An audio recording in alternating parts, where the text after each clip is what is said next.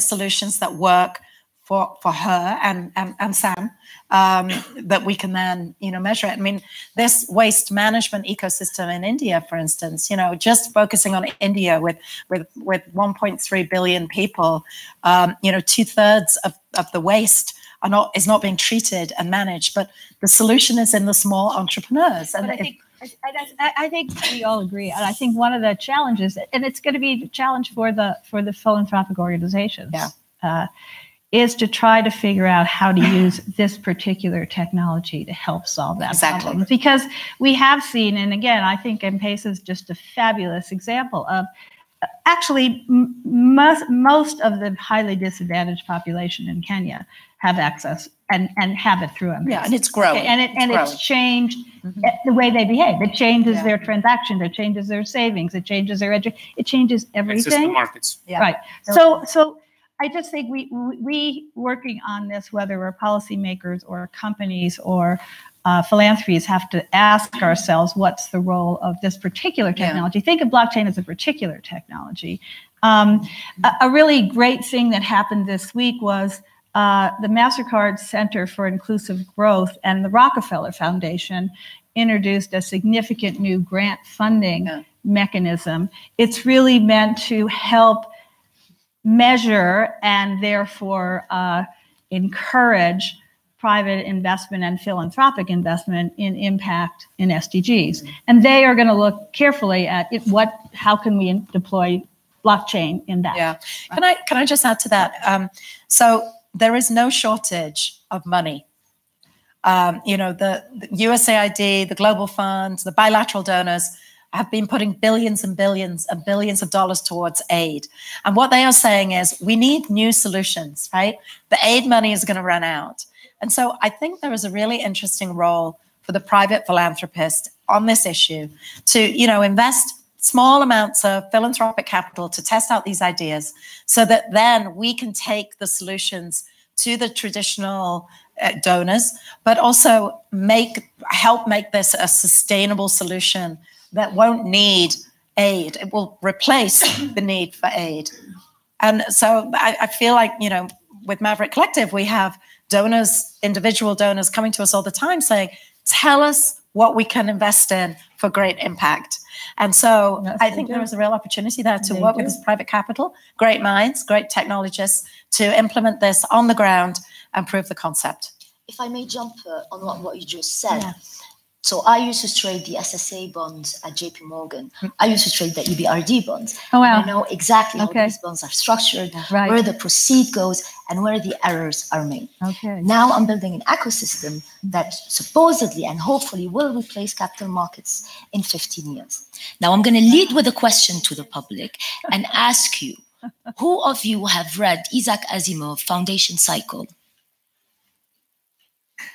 More of you should read it because it's very, very relevant at the moment. Sorry, what is it? Foundation Cycle. Foundation Cycle. Yeah. And I'll tell you why it's relevant, because we're talking about disruptions. Everyone here talks about AI, talks about decentralization, but we're forgetting a very, very important component, and it's collective intelligence and community. And I will tell you why. What I've learned through ICOs is that there is a real community of people that are helping one another, that want to help one another, and that are leveraging on the knowledge, on the experience of each other's to make better decisions. So why is that important? It is important because the end goal of a society is to reach a state of equilibrium. However, equilibrium means wealth and peace. But to reach a stage of wealth and peace, we need more and more money, right? Now, the current form of capitalism that we have is skewed and is wrong because money begets money, meaning that people who have more money can get a loan from a bank much easier than people who have less money or have no money. It goes back, same thing with companies. Companies who have money can issue more debt or can IPO easier. And same thing with countries. Countries with more money can issue more debt and leverage on this. Now, the issue with poverty is that poverty creates social tensions, and these social tensions create social instabilities, and these social instabilities create revolutions and create wars. And this is very, very important for SMEs, especially in emerging and frontier markets. But the very interesting thing that we're facing nowadays is that it's not only emerging and frontier markets that are having social instabilities. It's developed markets that are having social instabilities. And one of the reasons is probably the fact that we never really recovered from the financial crisis of 2008. My parents were richer than I am today, right?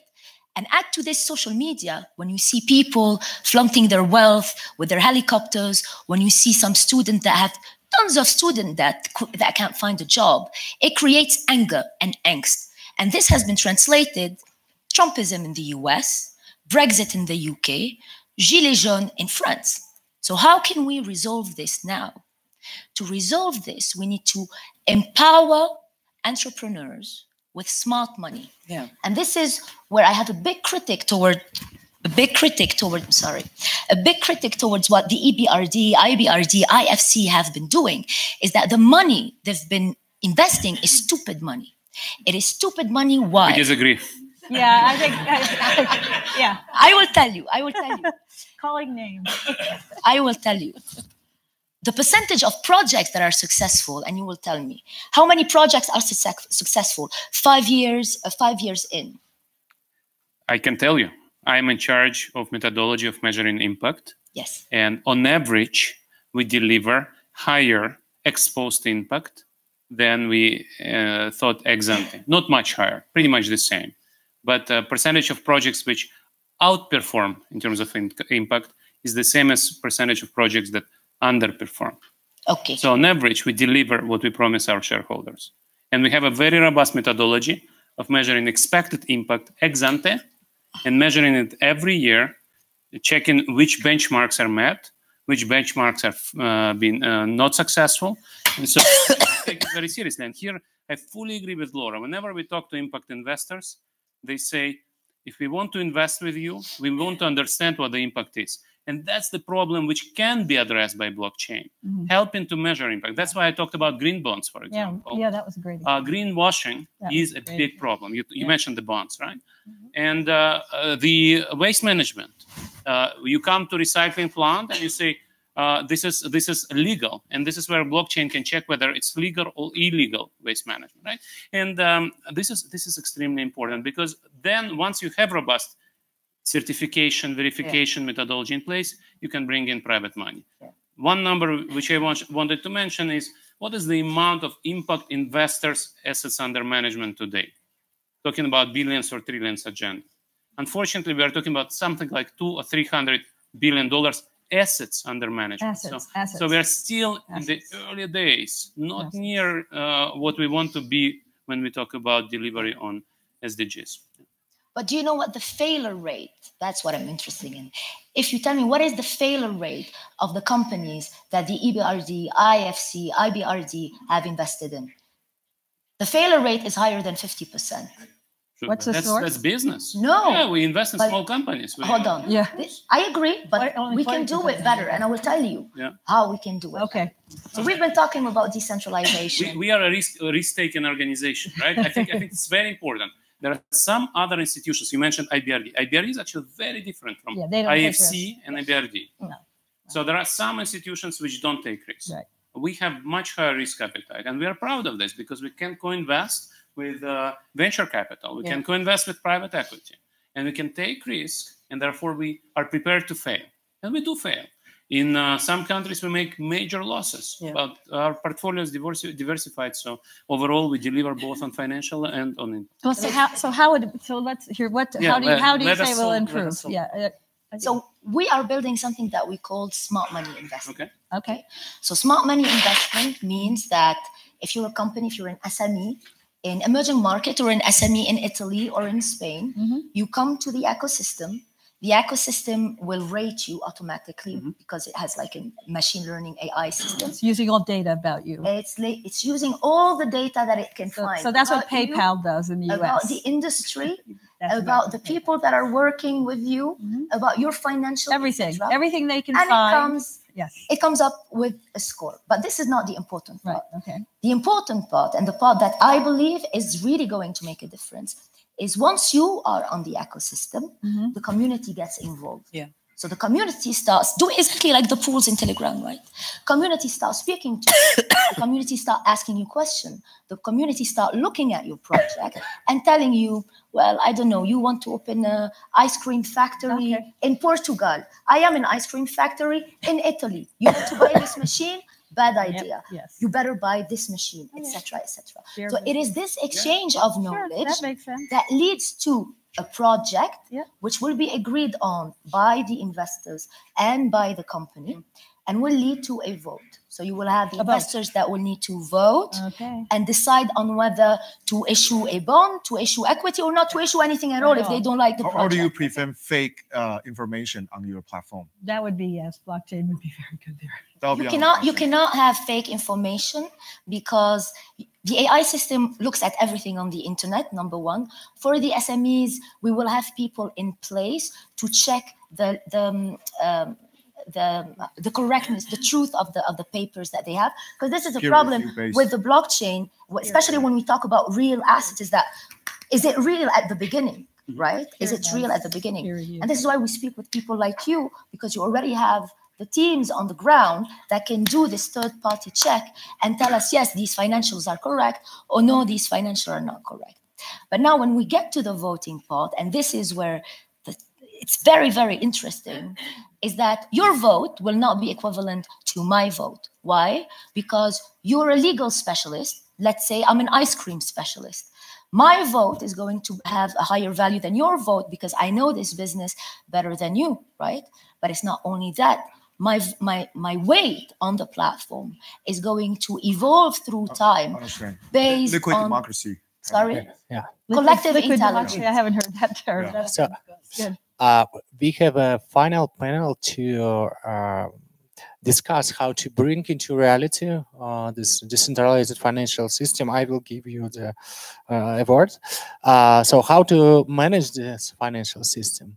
So we should kind of speed up. What are your thoughts, Jonathan? Thank you. So maybe we have a microphone or okay. Thank you. Hi everyone. I think first of all, the great things we had today is a real, like dialogue, and dialogue means, to have different point of view. If we want, to make blockchain industry something that will be sustainable, we need as well to engage in discussion with people that have experience and don't think like us. We have to remember a simple fact for people that know and like a little bit history like I do. It's all the major breakthrough for humanity have always had great reluctancy by the established order. So if we will not had, like the daring and the passion and the dreams, we will never, be flying, not to the moon, not to the space, not underwater. And so if we are here with those technologies surrounding us, it's because some people have been risk taker, believer in humanity and its ability as well of adopting those technologies or those changes. So that's the first statement. The second statement is we are very lucky. There is hope. Why? Because 193 nations have agreed on an agenda which is not a short-term agenda, which is, plaguing all our, current economy, on a long-term agenda, 2030 objectives, 17 goals, the SDGs. Those goals are there, like a roadmap for all of us to build projects and innovations and to build up PPP, public-private partnerships. We cannot do it alone, but if we work together, we are capable to find and build the solutions of tomorrow. So now let's go concrete. How can we solve the problem of inclusion? Because that's basically what is at stake. How can we bring, the aspect of inclusion for the millions of people that have their dreams, but that are lacking, like banking account or funding? There is, like lots of things to achieve. They have great ideas, but how can we identify them? So I come from finance. I've been working, and I'm happy to know that there are some ex-colleagues, from JP Morgan. I worked as well at Bank of China, at Julius Baer. I learned so much from them, But I learned as well that in 2008, 2009, we are capable as well to really put ourselves to the knee because of speculation.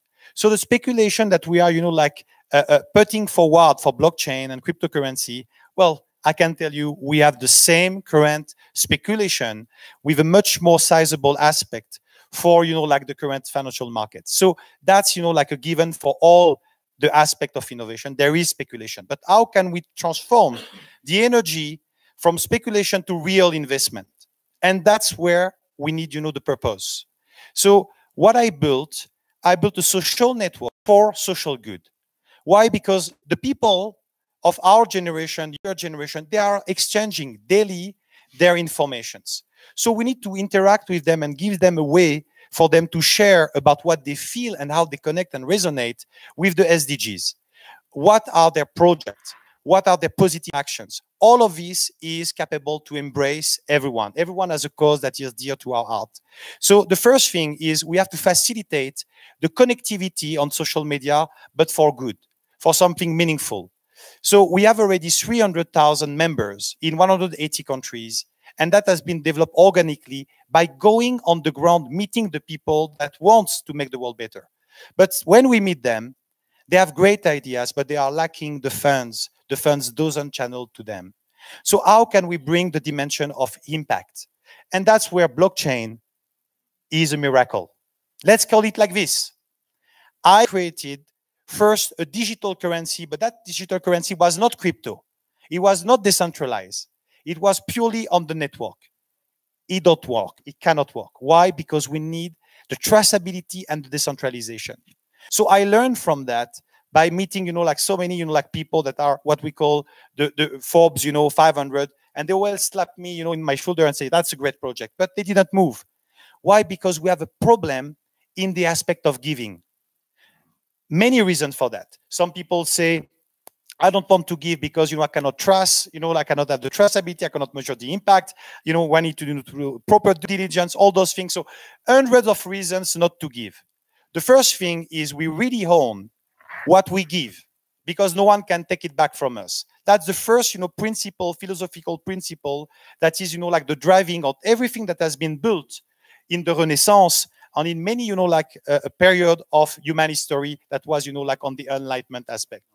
So we develop a cryptocurrency, a utility token, which is called OU token. That token is very simple.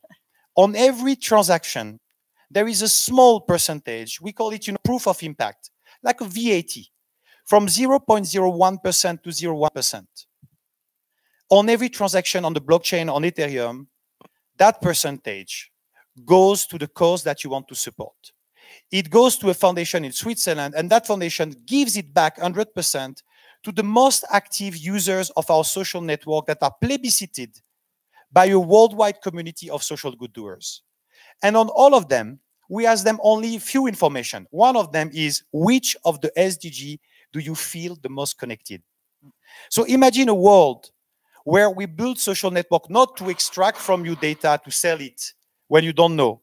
But imagine a world where we have social networks that connect for good and that are capable to support the people that are the change makers of tomorrow, that are making the change, and that are plebiscited by us, the people. And that's where it gets, to a new dimension. Because if we have, on the billions of transactions that happen every day, a very tiny percentage that can flow to the people that are the breakthrough, the thinkers, the dreamers, those people have the solutions on their local, places, geographies. And those people want to embrace a world where they have a ownership for them and for generations to come. So let's be hopeful. Let's build those partnerships. Let's consider blockchain as a real breakthrough technology, as it was said, like Fortnite. But we have to bring the dimension of purpose. We have to bring the dimension of solving issues. And if we work all together, yes, we can live a moment where a world can be more harmonious and sustainable. Thank you. Thank you. Thank you. I invite the next panel, and let's make a joint photo. Please stand up for joint photo.